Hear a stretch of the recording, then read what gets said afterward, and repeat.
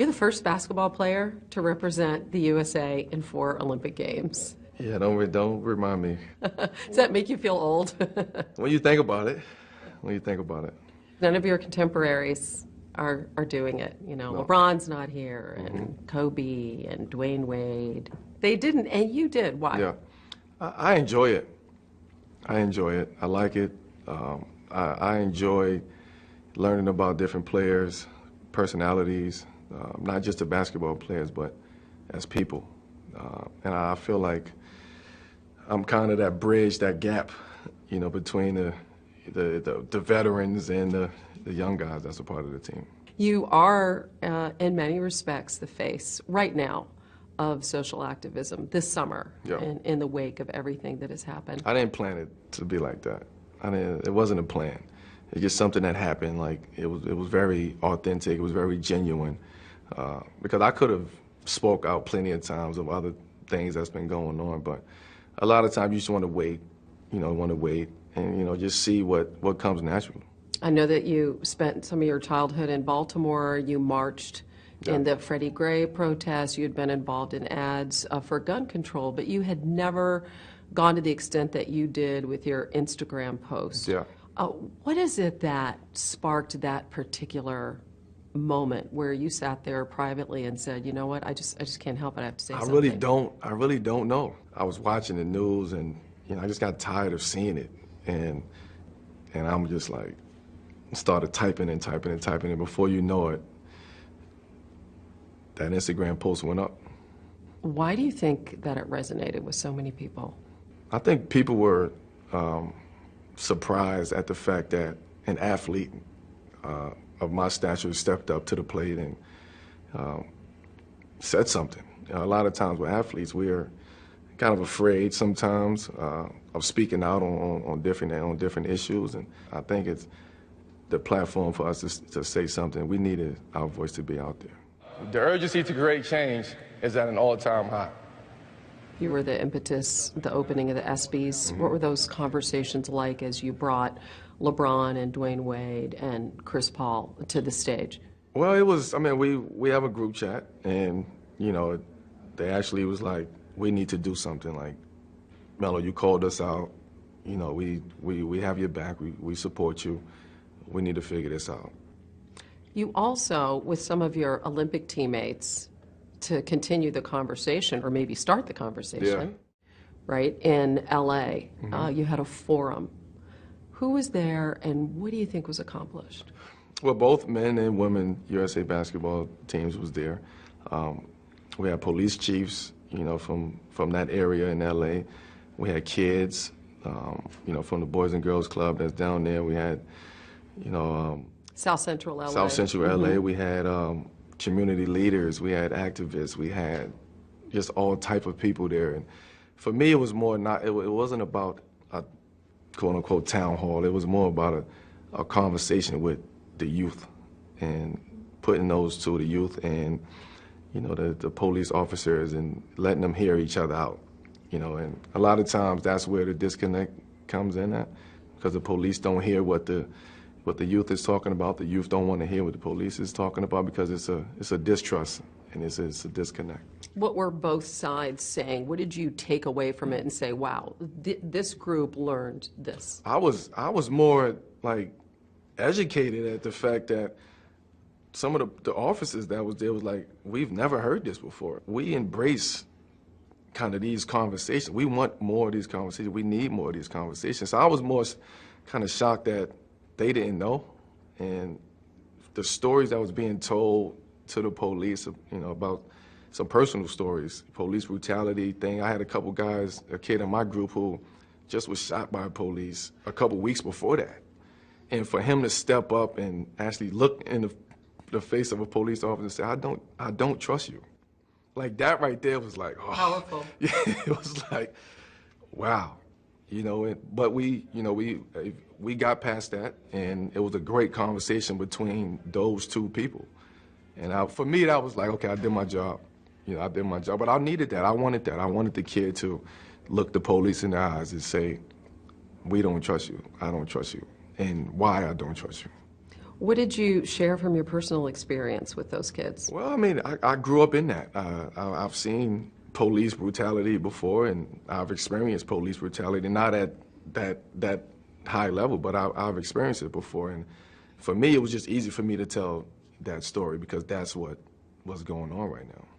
What do you think needs to happen going forward to really affect true change? Because your point is the system's broken, and that's what we've got to fix. Yeah, my opinion is we have to put more emphasis on the school systems,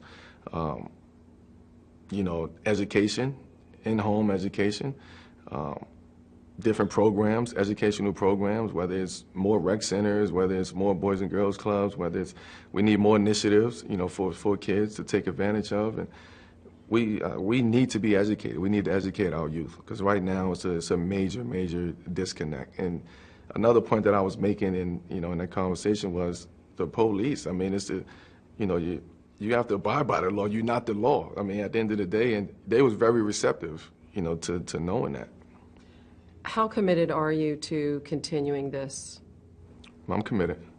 And we got to get our youth back, out the streets. We got to get the community feeling back. And we need police to do that. I mean, we need them to protect and serve, but we also need them to kind of build these bonds back into the community because this is lost right now.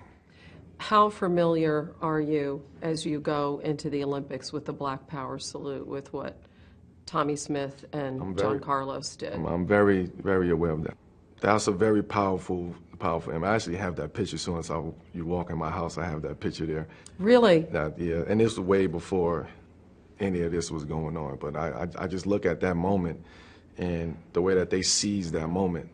It's a backstory to the guy from Australia that's in that picture too, that was going through something in Australia. He supported them. He supported them, and a lot of people don't know that story. And he suffered consequences. And he suffered consequences back in Australia. So that's another story that I think needs to be told because while we were going through something in our own country, he was going through something in his country. So it wasn't just about us, it was about the whole world. That was in 1968. Think about that. Yeah.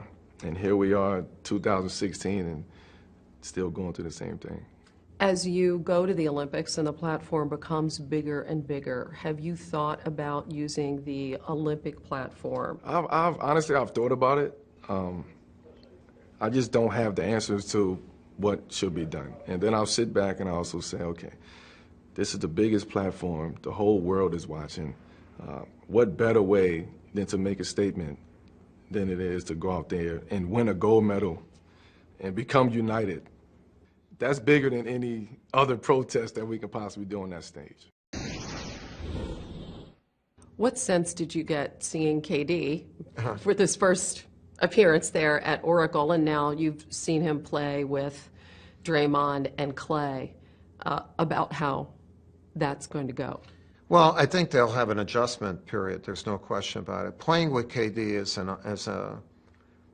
is fun. I've coached him twice. This will be the third time I've coached him, and actually, I almost made the Beijing team as a young guy from the select team. He's been that good. He's been with us the 11 years, and I see him grow.